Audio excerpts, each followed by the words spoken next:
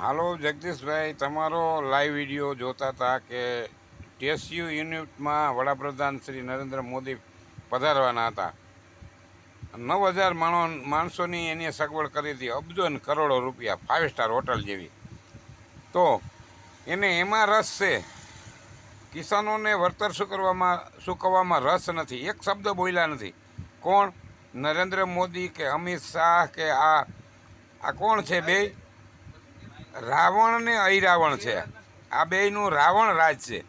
રાવણ રાજ્યમાં સાધુનું લોહી લઈ લીધું હતું રાવણે.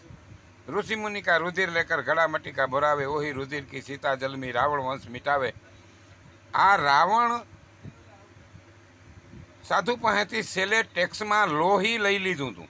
લોહીનો ઘડો ભર્યો હતો. એ ઘડો જનક રાજાના રાજમાં દાટી આવ્યા હતા.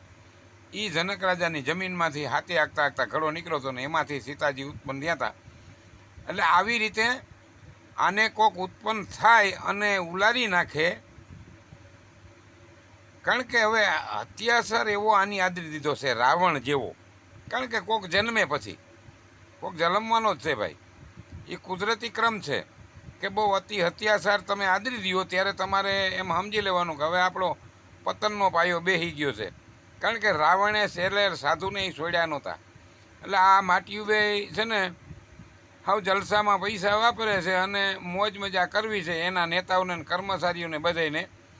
એટલે કિસાન ભાઈઓ સામું જોયું નથી ને એક શબ્દ બોલ્યા નથી કે ભાઈ ગુજરાત રાજ્યમાં એટલી કિસાન ભાઈઓને નુકસાની આવી છે તો એ નુકસાની તમે પ્રેમથી જે નુકસાની હોય એ પ્રમાણે 50% વળતર એને આપી જ દેજો. અને અનામત ભંડોળ હોય ને ભાઈ, અનામત કહેતા એનું કોઈ નામ ના હોય. એ ગમે એ આપત્તિ વખતે વાપરવાની ભંડોળ. આપણું જે બજેટ બનતું હોય એ બજેટમાં અનામત ભંડોળનું બજેટ હોય ને ભાઈ.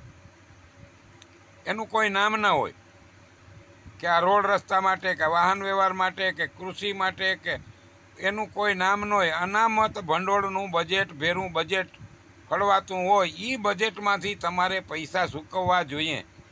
હું કામ? આપત્તિ વખતે. આ આપત્તિ કહેવાય.